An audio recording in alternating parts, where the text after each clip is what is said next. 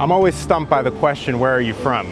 Should be an easy question, but I'm kind of confused about that because my grandparents are Jews from Lithuania, my parents are from South Africa, I was born in Canada, and I grew up here in Miami, which is the unofficial capital of Latin America. I'm not really sure where I'm from, but I feel like a citizen of the world and I feel connected to all human cultures, and I think I'm fascinated by them.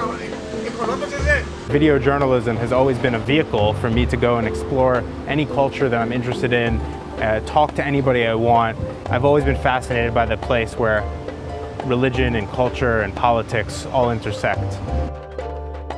It was this fascination that led me, in 2005, to relocate to the Middle East, where I filmed a documentary on Israel's disengagement plan from the Gaza Strip.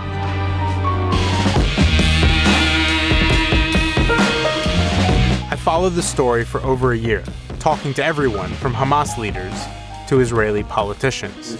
What were you thinking? Well, I knew very well that we couldn't command a majority.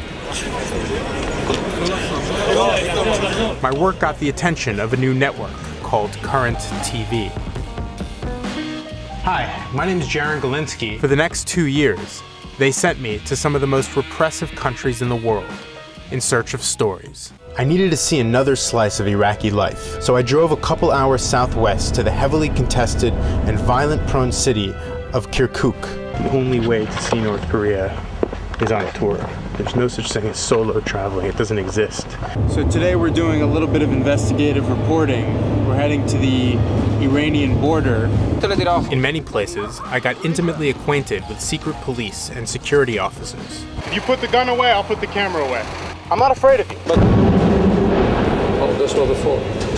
What was that? That was real. Shall we go to the shelter? I feel so thankful to be alive after surviving some really close calls. Where did it hit? Here. Apparently, the rocket hit just where we were standing before, almost in the same area. We're waiting now to see if there's any more rockets coming. We were in a major car accident. We swerved off the road. This truck lost control and was heading straight for us. Esto no es fácil, esto no es fácil. No entiendo el Vivir en Cuba no es fácil, vaya. The best part of that adventure was getting the chance to meet and work with video journalists and producers from all over the world. I realized something we all had in common. We all faced huge challenges in getting to do the work we love. How are you? Why? Because you were against him? Yes. You were in the MDC? Yeah, I'm an MDC member. He is covering conflict up close. Then the internet is the way he's making his story and his voice heard. Since 2005, I've made stories for various news outlets, and I realized how much times have changed. I never thought I'd be creating video content for a magazine and a newspaper. This is Jaron Galinsky reporting for the New York Times. Standing now in the front of the tent city that has been erected here in Tahrir Square. So this is a real revolution, not organized by any party.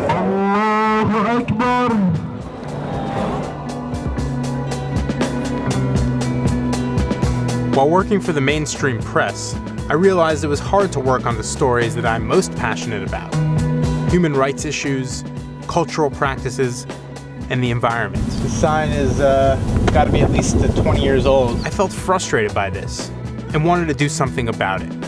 In 2011, I returned to the United States on a mission to empower video journalists and filmmakers to tell the world's most important, untold stories. This is how Storyhunter began.